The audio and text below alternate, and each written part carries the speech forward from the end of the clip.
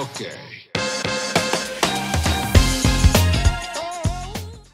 On a choisi comme titre de la présentation IAGEN 2.0. Non. S'il y a des personnes dans la salle qui pensent qu'on surfe un peu sur le buzz actuel en choisissant un titre de présentation comme ça, vous pouvez lever la main. Oui. Ok. Bon, François, IAGEN 3.0 pour la prochaine presse, c'est mort. Donc effectivement, je pense que tout le monde l'a en tête. L'IAGEN, c'est vraiment le sujet dont tout le monde parle et je pense qu'à la limite, vous êtes en overdose. Et donc on va rajouter une couche à l'overdose. Et finalement, il y a un gros écart entre l'expérience individuelle utilisateur que vous avez de ChatGPT qui a fait réagir les directions générales parce qu'en fait, d'un coup, un truc était un petit peu magique, fonctionnait tout seul du premier coup immédiatement. Donc l'expérience ChatGPT et la réalité des projets dans vos entreprises où des fois, c'est pas aussi immédiat que ça à mettre en place. Et donc, finalement, l'IAGEN, c'est aussi en entreprise de la sueur et des larmes. Et donc, est-ce qu'on s'oriente vers une nouvelle bulle, finalement ? Comme le métaverse, comme les chatbots à une époque, voilà, des choses qu'on fait le buzz et dont on parle un peu moins maintenant.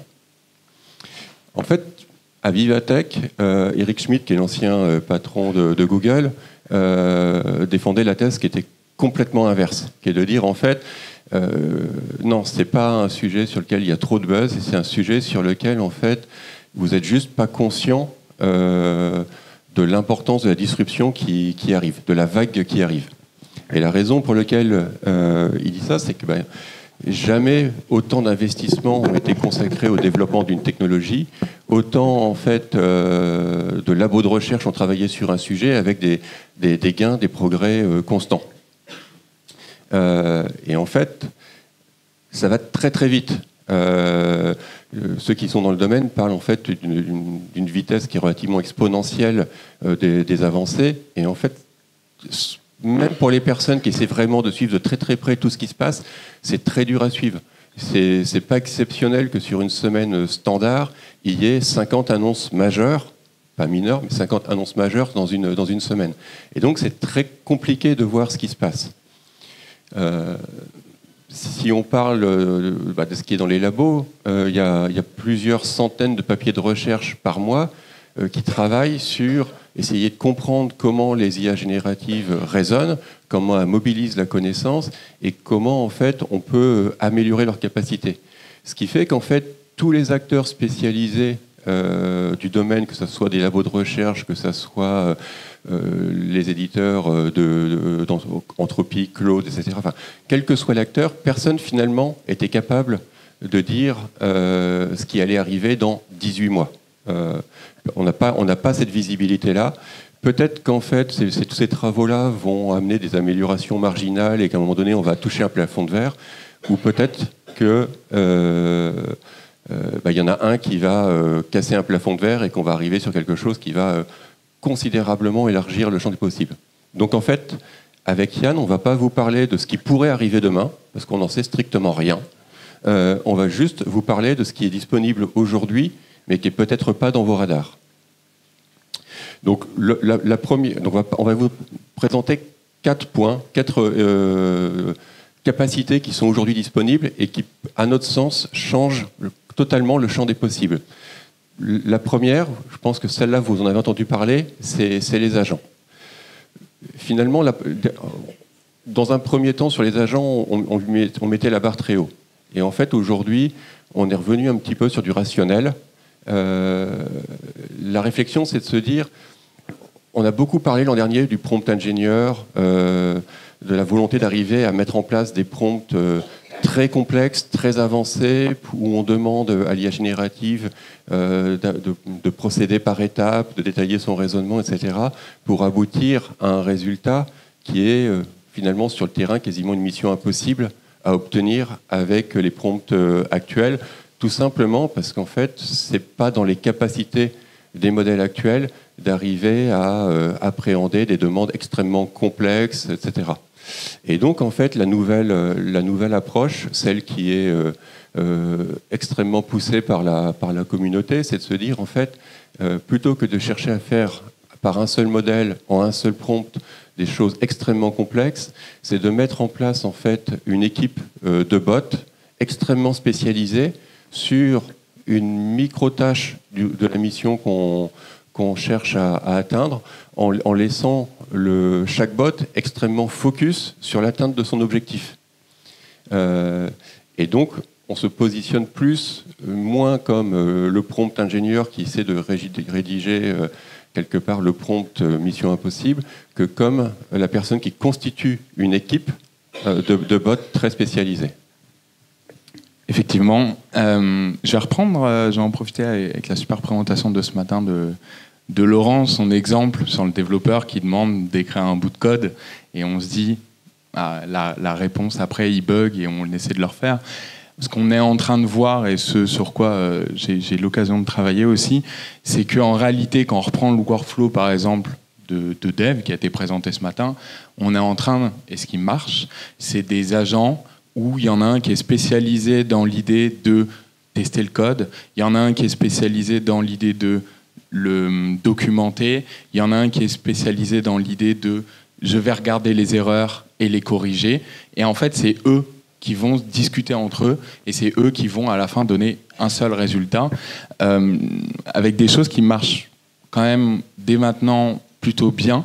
On a la démo qu'on voulait mettre de Divine. Alors on avait un suspense de si ça marche ou pas, si vous l'avez pas vu.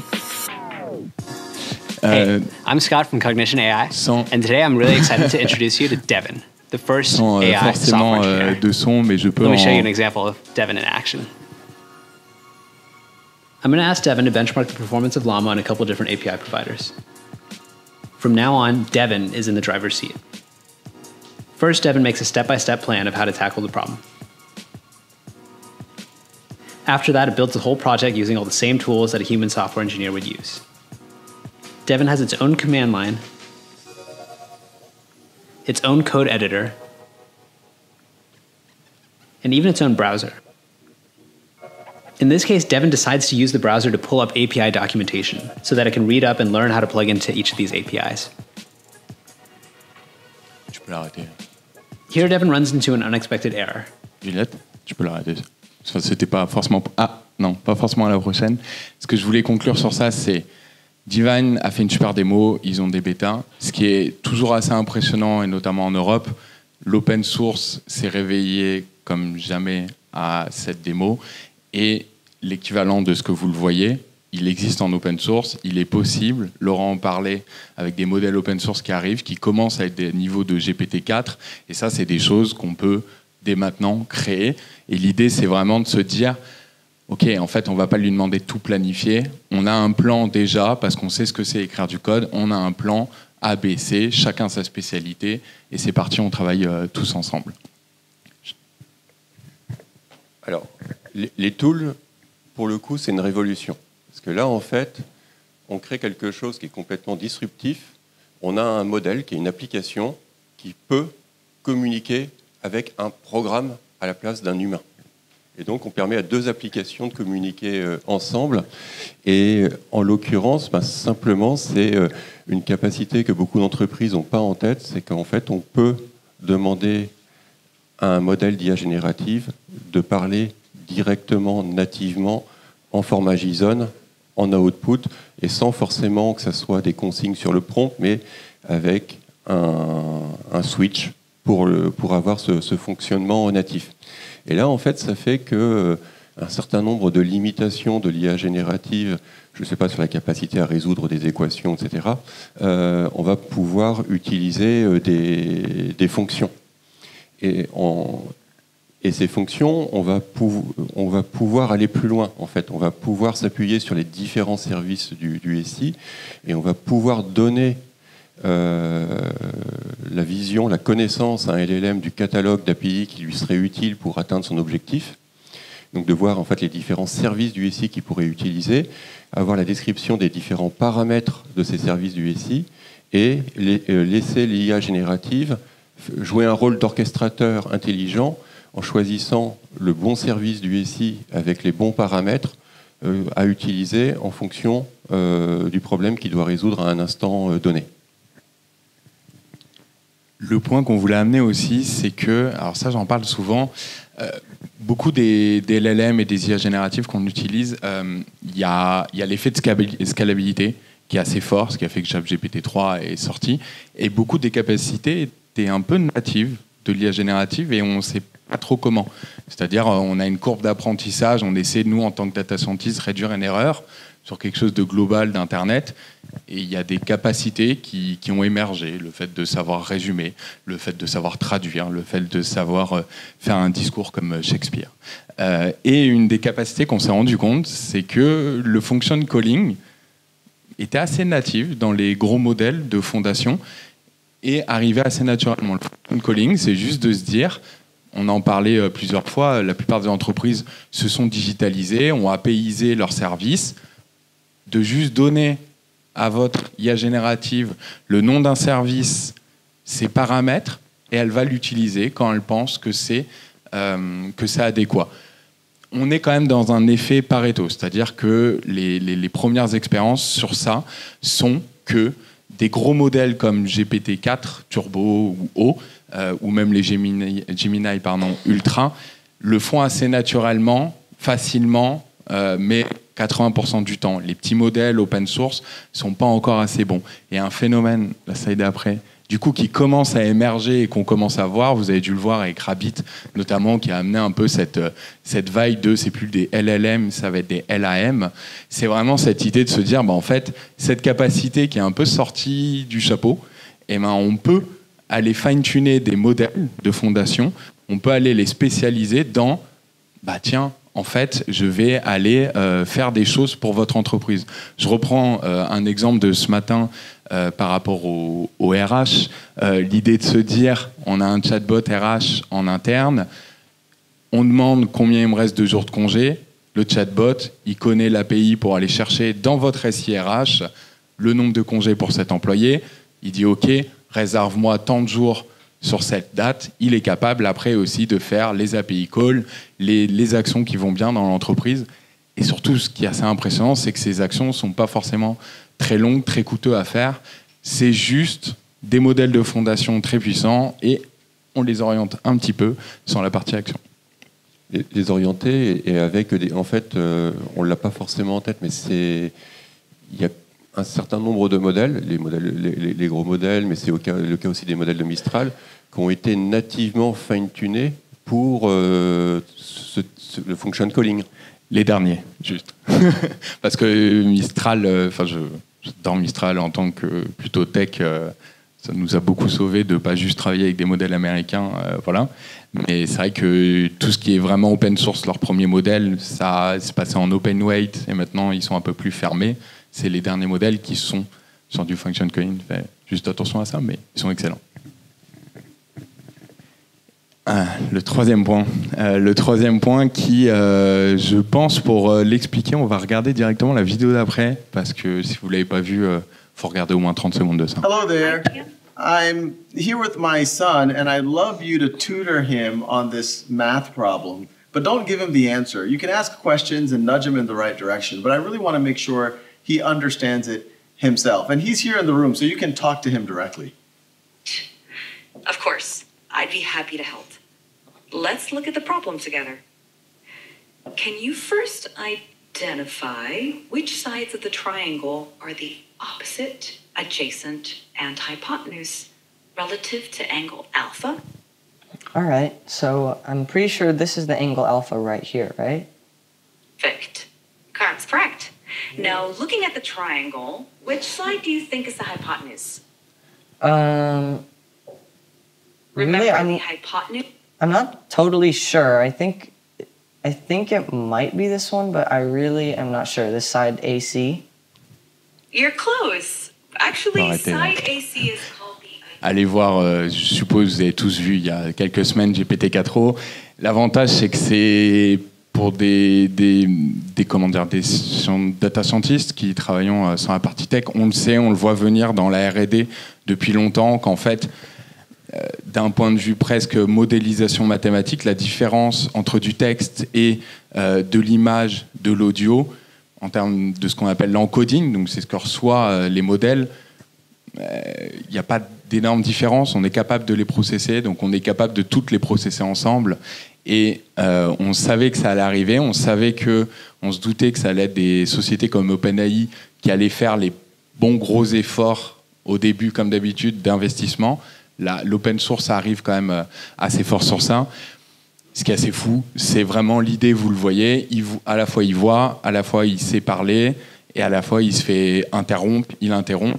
Et surtout, contrairement à beaucoup d'autres démos ou même des projets que j'ai pu faire en entreprise, il n'y a pas l'effet un peu trop décalage de latence trop forte. C'est-à-dire, quand on lui parle, on ne parle pas sur un premier modèle qui va traduire l'audio en texte pour le passer à un deuxième modèle d'IA générative, puis à un troisième modèle qui va faire le texte à l'audio. C'est un seul modèle, plus de latence, ça a l'air d'être un humain. Ça va, enfin, je pense que je le vois en entreprise sur plusieurs sujets. Ça va changer beaucoup de choses, notamment sur un pan de données qu'on n'exploite pas assez, qui sont les conversations téléphoniques, qui représentent une énorme proportion dans la plupart des entreprises des relations clients, et c'est des data points qu'on n'exploite pas assez. Quatrième tendance, c'est Small is Beautiful. En fait, ça a été moins médiatisé que les sorties, les évolutions des gros modèles, mais que ça soit les labos de Microsoft, que ça soit Apple, etc. Beaucoup, en fait, ont travaillé sur des modèles qui sont à la fois extrêmement petits, tout en étant extrêmement performants sur des tâches très spécialisées. Et ces petits modèles, en fait, ils prennent tout leur sens face à une autre évolution, qui est en fait que tous les puces des ordinateurs sont en train d'être modifiés pour intégrer nativement des accélérateurs de traitement IA, les NPU. Et donc, la conséquence ou l'aboutissement de ces travaux, c'est les annonces d'Apple qui va venir doter son écosystème de capacités IA, alors s'appuyant sur du ChatGPT dans certains cas, s'appuyant sur des gros modèles cloud dans d'autres cas, mais aussi et surtout en s'appuyant sur des modèles locaux sur les devices les plus récents, parce que ça consomme de la mémoire, pour pouvoir être exécutés en tirant profit en fait, de cette relative efficacité de ces petits modèles très spécialisés et de ces puces qui intègrent en fait des accélérateurs de traitement IA, donc des accélérateurs d'inférence. Et côté Microsoft, je ne sais pas si vous l'avez aussi en tête, Microsoft a lancé l'offre Copilot Plus PC, où en fait c'est des micros qui sont avec une puce qui contient un accélérateur d'inférence. Les premiers sortis sont sur ARM, et Microsoft, Intel et AMD vont sortir aussi leur puce là-dessus, pour qu'en fait l'inférence des modèles spécialisés ne soit plus dans data center, mais soit exécutée en local, tout simplement parce que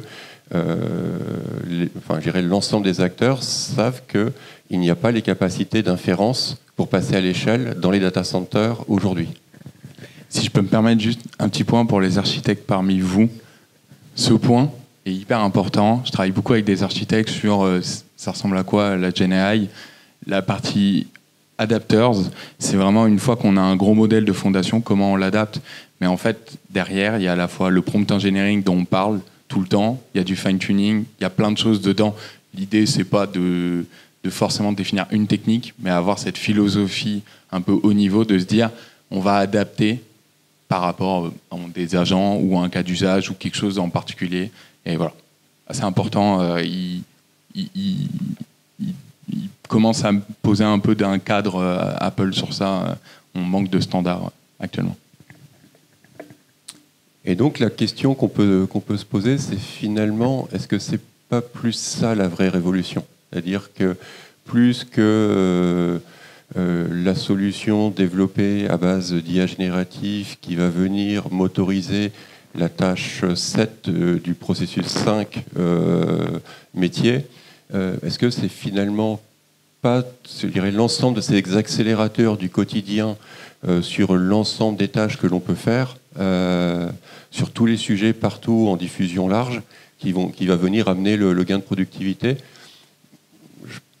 J'avais publié un papier dessus, je peux juste il est sur le forum de Lima, on peut le rappeler, mais en fait des BCG, des Accenture disent finalement 40% sur des tâches non répétitives, des tâches d'analyste à forte valeur ajoutée, motorisées par de l'IA générative pour des personnes qui ont appris à s'en servir, qui ont une intimité avec ces solutions-là, qui savent l'utiliser, ça peut amener 40% de productivité sur des choses non répétitives. Et donc, en fait, c'est probablement un pan d'efficacité qui est aujourd'hui, en fait, sous-estimé. Et on voit, par contre, ça c'est mon point de vue, que beaucoup d'entreprises regardent la partie offre copilote Microsoft, qui, sur des PowerPoint, etc., est peut-être très déceptive en termes d'accélérateur par rapport aux possibilités qui sont aujourd'hui disponibles.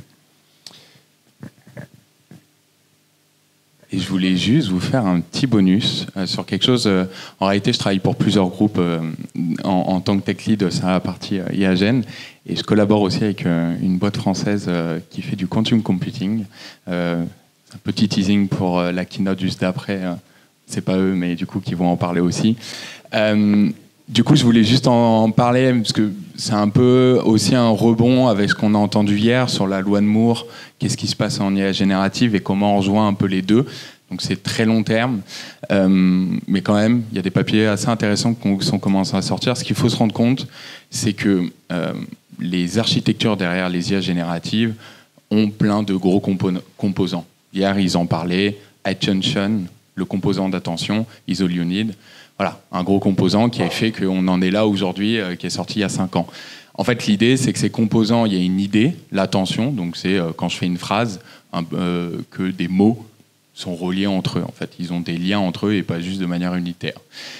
En fait, ce qu'ils ont fait dans ce papier, surtout, c'est pas d'inventer cette idée, c'est de trouver une modélisation mathématique qui est hyper efficace et qui est hyper efficace sur nos cartes graphiques. Donc, ils ont paralléliser le calcul de manière très forte. Et bien en fait, quand on va sur du QPU, donc plutôt du calcul quantique, il faut arrêter la parallélisation. Il va falloir aller plus dans quelque chose de plus de linéaire, avec aussi des pensées entre différentes typologies de composants pour aller chercher de l'accélération. Donc c'est des choses, je travaille un peu parce que plutôt spécialisé génératif sur ça. C'est des choses j'avais envie de discuter parce que je pense que ça va arriver, et surtout ça va arriver dans la partie, là où personnellement j'y crois beaucoup, dans la partie training. C'est-à-dire, en fait, le problème actuellement, c'est que nos modèles de fondation, si on n'est pas un GAFAM ou un Mistral qui est backupé avec des énormes levées, on ne les fait pas. Et du coup, c'est un énorme frein pour notre industrie, pour notre souveraineté et pour un peu l'innovation en général, un peu comme l'open source qu'a les CDD. Ça peut être à long terme, en fait, une piste pour entraîner des modèles où on passerait de dizaines, centaines de millions en pre-training à potentiellement beaucoup moins.